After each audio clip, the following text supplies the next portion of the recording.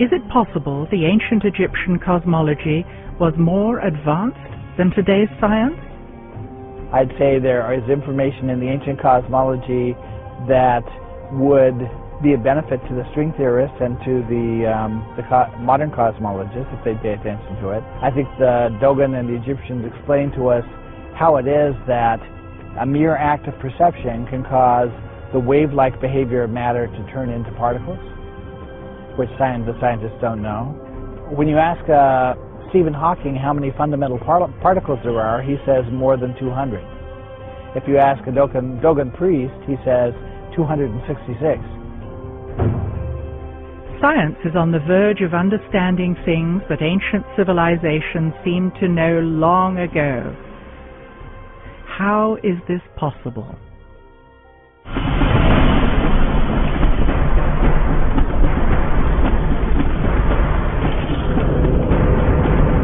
Very, very close. There are a couple of hundred meters. The excitement builds for the real destination of the expedition, the ancient site of Nabta Playa.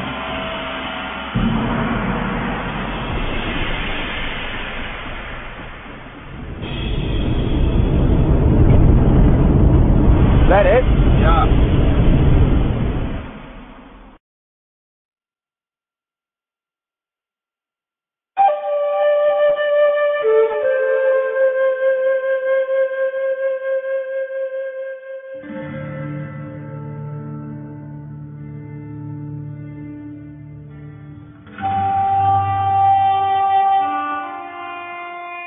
Here we have this bunch of huge megaliths that were dragged from God knows where and placed in a pattern, a sort of center point of the whole area.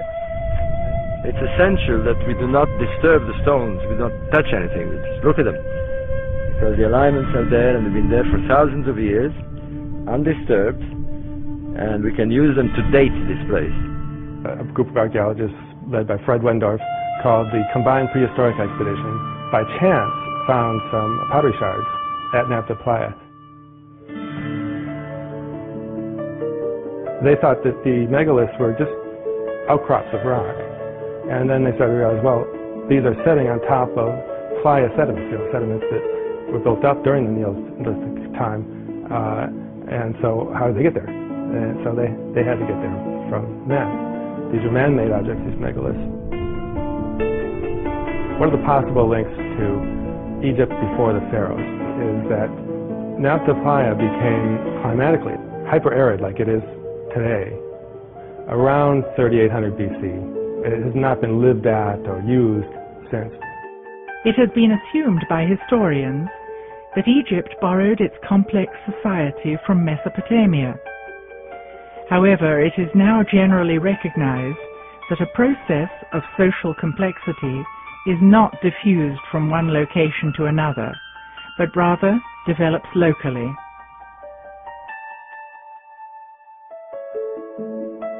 (3400 BC) is when you see pre-dynastic cultures building up on the Nile Valley, just 100 kilometers east of Nabta Playa. If that's the case, then a lot of the great dynastic Egyptian stuff we're all familiar with had some aspect of origin in the Nabta Playa people's cultural development. Dr. Nicole Dueck is an Egyptologist who lectures at the British Museum and at the Metropolitan Museum in New York. By strange coincidence, she happened to be at Nabta Playa on the same day as our team.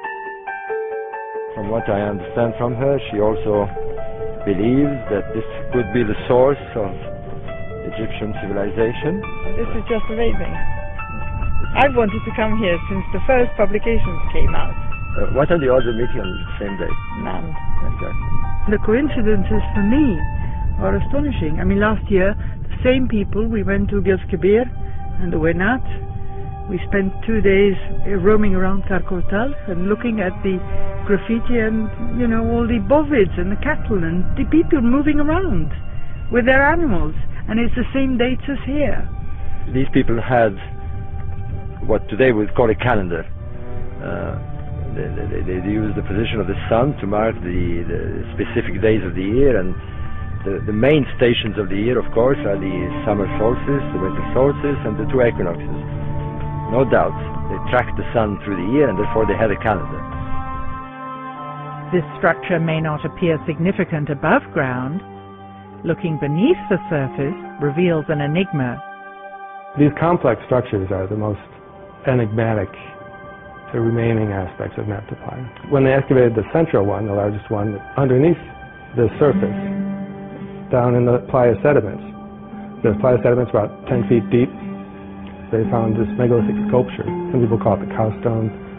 It has perhaps a vague resemblance to a cow, but it also seems maybe to have an astronomical meaning because it's in this astronomical complex.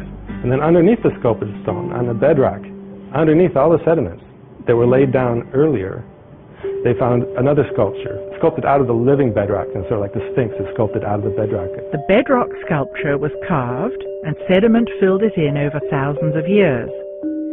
Then the cow stone was carved and placed there, and then sediment filled it in again. We are looking at 3 subsurface layers of sediment. This is a clue to the extreme age of Naphtha.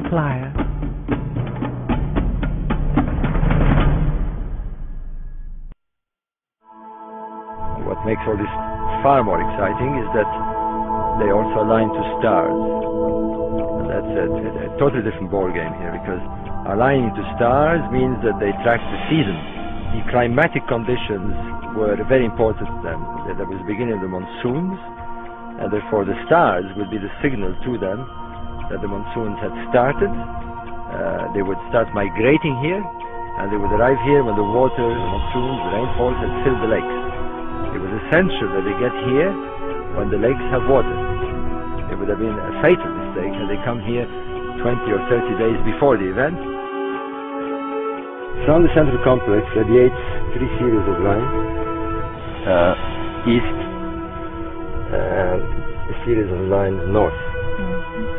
Right. According to Wendorf and the checkups by Brophy, we've got alignments to the rising of certain stars here and here. A double alignment of blocks, 250 meters long, points to the brightest stars in the belt of Orion. The second line points to the rising position of Sirius. Another long line of stones aligns to the brightest star of the Big Dipper, which later Egyptians represented as a cow's thigh or leg.